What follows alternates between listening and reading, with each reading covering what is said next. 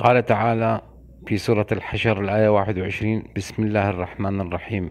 لو أنزلنا هذا القرآن على جبل لرأيته خاشعا متصدعا من خشية الله وتلك الأمثال نضربها للناس لعلهم يتفكرون.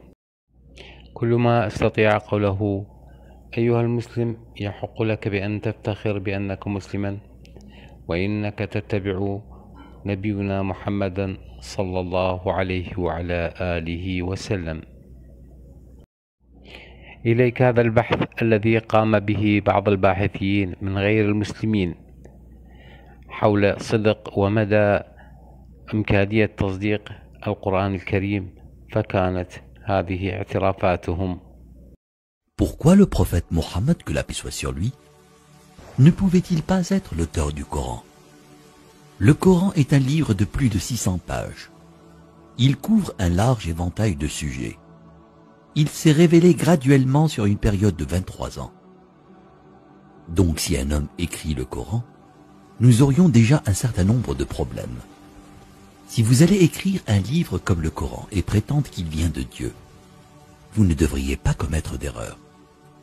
Le livre ne doit pas se contredire et vous devriez le garder, ainsi que son message, cohérent, progressivement sur une période de 23 ans. La grammaire doit être la même et le style doit rester le même. Si le Coran ne vient pas de Dieu, il devrait l'écrire lui-même.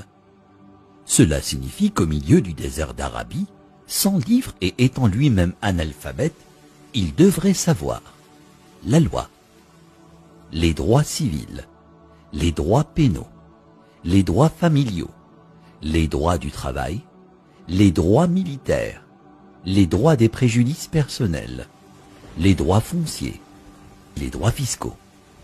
L'histoire, sans livre et avec peu, voire aucune présence chrétienne à la Mecque. Il faudrait qu'il sache les histoires et les événements de la vie des prophètes avant lui, l'histoire des nations passées, les pratiques religieuses des autres religions. Il faudrait qu'il les connaisse assez bien pour pouvoir offrir en quelque sorte des informations et des détails supplémentaires que l'on ne trouve pas dans ces livres.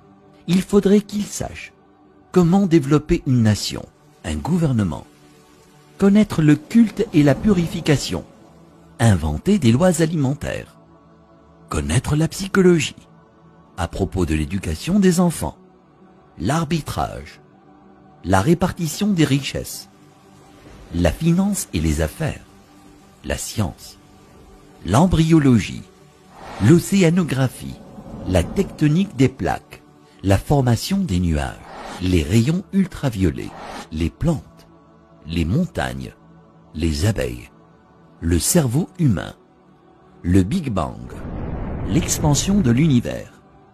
Et pour que le livre soit complet, il faudrait qu'il dispose la connaissance de l'avenir, afin qu'il puisse écrire les choses qui se passeront dans les années à venir. Il faudrait qu'il puisse voyager dans le temps, afin d'insérer son nom et sa mention dans la Bible.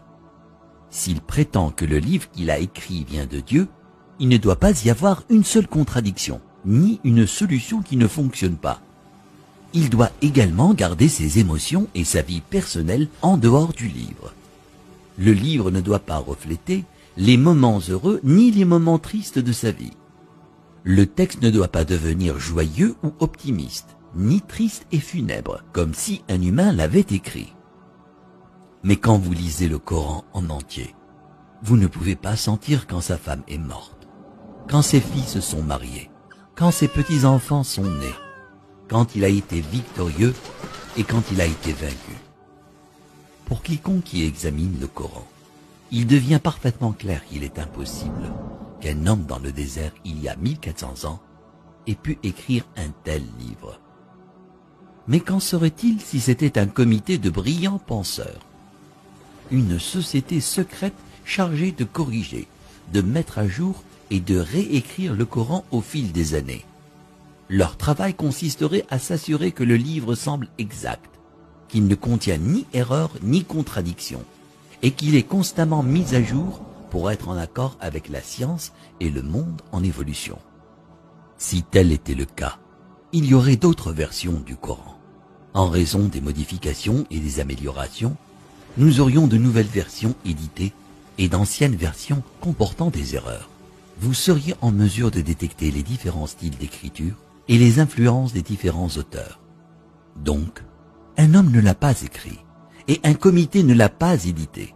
Alors d'où vient-il? Qu'en est-il de la possibilité que des diables intelligents dictent et influencent un homme pour écrire le Coran? Quel genre de diable appelle à la bonne conduite, l'adoration de Dieu, l'hommage à Jésus, donné aux pauvres et avertis du diable? Quelle que soit la façon dont vous analysez le Coran, vous parviendrez à une conclusion claire. Il n'a pas pu être écrit par un comité, un diable ou le prophète Mohammed, que la paix soit sur lui, puisqu'il est impossible que Mohammed, que la paix soit sur lui, l'ait écrit. Cela signifie qu'il disait la vérité sur le fait que le Coran vient de Dieu.